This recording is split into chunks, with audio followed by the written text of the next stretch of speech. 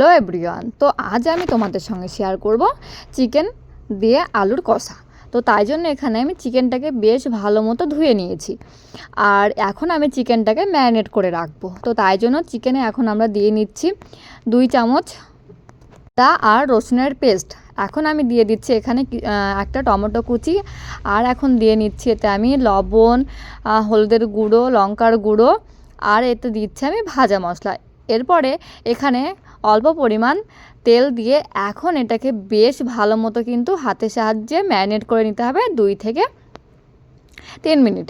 এরপর এটাই কিন্তু বেশ ভালো মতো ম্যারিনেট করে নিলে সেক্ষেত্রে খেতে ভীষণই টেস্ট হয়। এরপরে এটাকে আমরা আধা ঘন্টা রেস্টে রেখে দেবো। এদিকে আলুটাকে বেশ ভালো মতো কিন্তু ভেজে নিয়েছি। এরপরে আমরা ওই তেলে এখন দিয়ে দিচ্ছি কিছু গোটা গরম মশলা, যার মধ্যে রয়েছে লবঙ্গ, গোলমরিচ, দারচিনি, আর রয়েছে একটা স্টার মশলা। এরপরে এতে পেঁয়াজ আর লঙ্কা দিয়ে পেঁয়াজ আর লঙ্কাটাকে হালকা লাল করে ভেজে নিতে হবে। এরপরে আমার পেঁয়াজটাকে বেশ ভালো মতো কিন্তু ভাজা হয়ে গেছে। এখন আমরা ওতে অ্যাড করে দেব আগে থেকে ম্যারিনেট করে রাখা চিকেনটা। এরপরে এই চিকেনটাকে আধা ঘন্টা মতো কিন্তু লো টু হাই ফ্লেমে বেশ ভালো মতো কষিয়ে নিতে হবে। আর চিকেনটাকে যত বেশি কষানো হবে চিকেন কিন্তু খেতে ভীষণই টেস্ট হয়।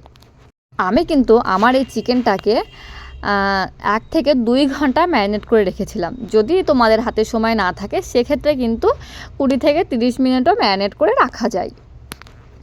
এরপরে দেখো এদিকে আমার চিকেনটা কিন্তু বেশ ভালো মতো কষানো হয়ে গেছে, আর এখন এটা আমি অল্প পরিমাণ জল অ্যাড করে দেব। আর এটা ফুটে এলে এখন আমরা এটা দিয়ে দিচ্ছি এলাচ, গোটা এলাচ, আর দিয়ে দিচ্ছি চিকেন মশলা। পুরো চিকেনটা রেডি হয়ে গেলে উপর থেকে দিয়ে দেবো ধনিয়া পাতা। জাস্ট চিকেনটা। তো থ্যাংক ইউ।